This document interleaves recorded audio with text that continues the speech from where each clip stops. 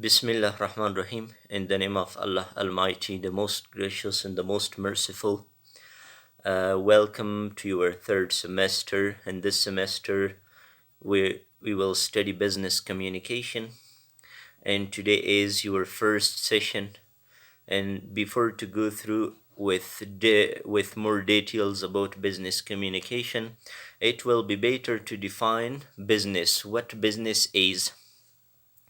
Any legal activity that is undertaken for the purpose of earning profit is called business.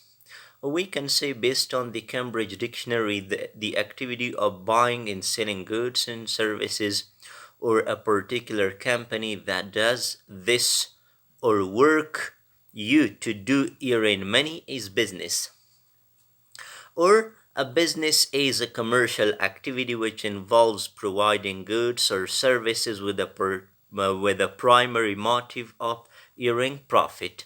These were some definitions of business. And the other topic is, what is communication?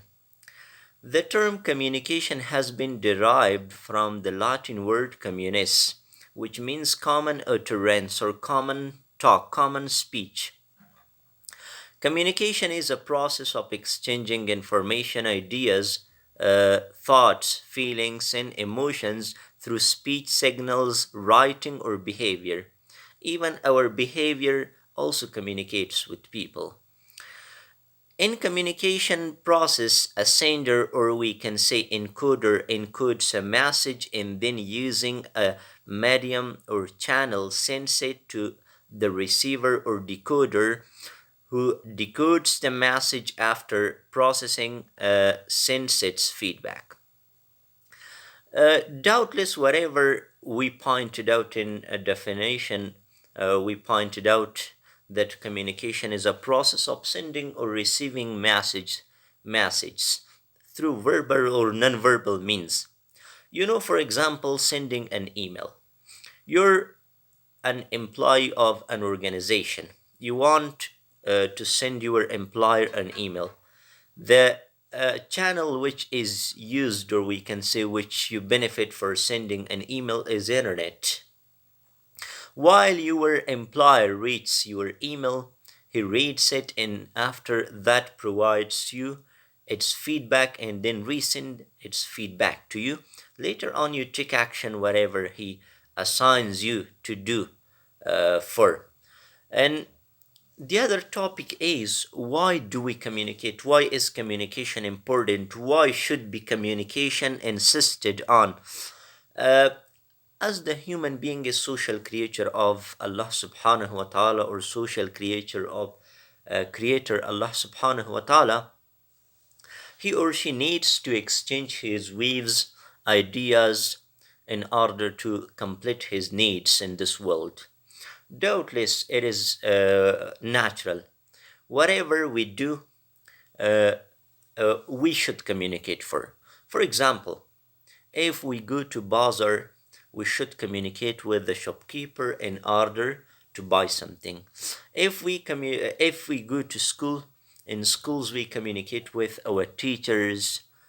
Teachers communicate with us, and while we have any question, we exchange our question with them. If we exchange our views, we ask them questions. Later on, they provide us response, or we can say they respond to our question. We communicate for a variety of reasons, which are as follow. Number one, to start any actions. Whenever we take action to do something, or whenever we decide to do something, doubtless we should communicate with someone. For example, let me give you an example in family. While we can say son of a family wants to do something. For example, he wants to start a university, to start his lessons. We can say in one of the private universities. Let me give you an example. He communicates with his father. After, we can say, communication, he or she takes action to start any action, writing a business later, for example. To share information and comments with others. While we want to share information, we communicate. We share comments and information we communicate, we can say different channels for communication, or we can say, for example, verbal communication, non-verbal communication. These are types, but we use different channels. For example, we communicate face to face with someone, we send email, we send later, uh, to express wants and needs. While a baby cries, he expresses or she expresses his needs. He or she wants his mother to provide him foods or drink or milk. To develop social relationships with others. If we communicate to develop or to establish relationships with others. For example, uh, you know, while a country, we can say, has poor relationships with the other country, doubtless they communicate and they remove all the obstacles, and they create relationships, develop relationships, establish relationships, and they continue their business and whatever they want to do.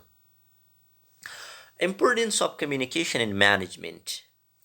Communication is really important for management. If every organization develops clear communication policies, it will easily reach its goals.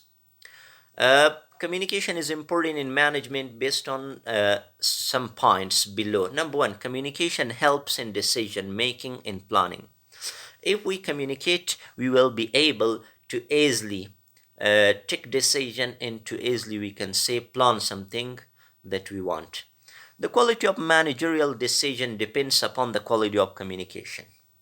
If we can say communicate effectively or clearly, doubtless we will take good decisions and we will plan effectively.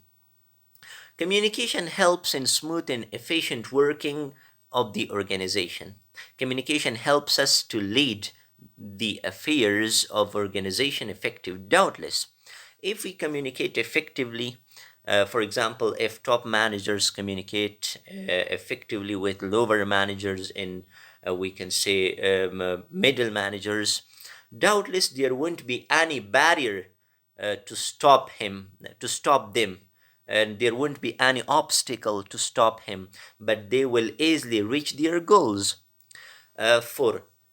Three, communication facilitates coordination. As the management is the art of getting things done through others in management, therefore people should be gathered together to communicate and facilitate cooperation. It is something that we bear witness or we experience. Doubtless, communication facilitates coordination. We communicate and we facilitate coordination. For example, in management level, lower managers, or we can say top managers, communicate with lower managers, and they pave the ground for close coordination among them. uh, Therefore, it is too important, and communication should be taken seriously in management if the organization wants to, we can say, reach its goals as soon as possible. Uh, the fourth one is communication increases managerial efficiency. Communication increases managerial efficiency. The efficiency of manager depends upon his ability to communicate effectively with the members of his organization. Doubtless, if we communicate with our, we can say, if we communicate effectively in our organization, there won't be any problem. As I mentioned before, as I insisted before, we will be able to reach our goals easily and quickly. Promote cooperation. Effective communication creates mutual understanding and trust among the members of the organization. It promotes cooperation between the employees and employers. If we communicate effectively, doubtless there will be, we can say, there will be cooperation, there will be, we can say, mutual understanding. There won't be any barrier. uh, the sixth one is communication helps to establish effective leadership. Uh, there there cannot be any leadership action without the effective communication between the leader and the led. Doubtless, if we communicate effectively, or if we communicate clearly, we will be able to establish effective leadership. We will be a successful leader, and it is too essential in, we can say, management. It should be insisted on if the managers in an organization want to, we can say, reach their goals easily and quickly. Effective communication. Effective communication, if we think regarding these two terms, effective and communication, it says that effective communication is the process of exchanging ideas, thoughts, knowledge, and information to achieve our purpose or intention. When others understand your message correctly or and respond to it the way you want, it is effective communication. Effective communication, if you can convey your message to others, if you can convey your, we can say, feelings and thoughts and knowledge to others and achieve your purpose, or we can say achieve whatever you want, fulfill whatever you want, doubtless you communicated effectively. If you're not able to achieve your intention or your purpose, or if others, we can say, haven't gotten whatever you conveyed, it is not an effective communication. On the contrary, if they could uh, attain, or we can say fulfill or achieve whatever you conveyed, doubtless you communicated effectively. Here are some characteristics of effective communication. Clear message. Your message should be clear, which helps us in effective help you in effective communication. Correct message. Your message will be correct in order to, we can say, create trust for yourself. Your message should be a complete message. Your message should be precise. Your message should be reliable, and consideration of the recipient should be kept in mind, as well as sender courtesy. These are the characteristics of effective communication. And the other part is types of communication. We have distinct types of communication, which inshallah in next sessions we will discuss regarding these types. You will be given more information. In fact, we have four main types of communication, which the first type is based on parts, and the second type is based on formality, the third type is based on media, and the fourth one is based on other. Each of these types will be given more details inshallah in the next session. And this is the last part. Your questions are warmly welcomed. If you have any question, do not hesitate to ask me.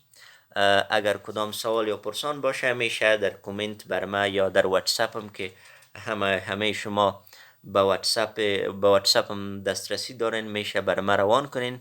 تشکر از توجهتان و اگر کدام لغزش زبانیش صورت گرفته باشه I'm sorry, then try our best to benefit from these lesson.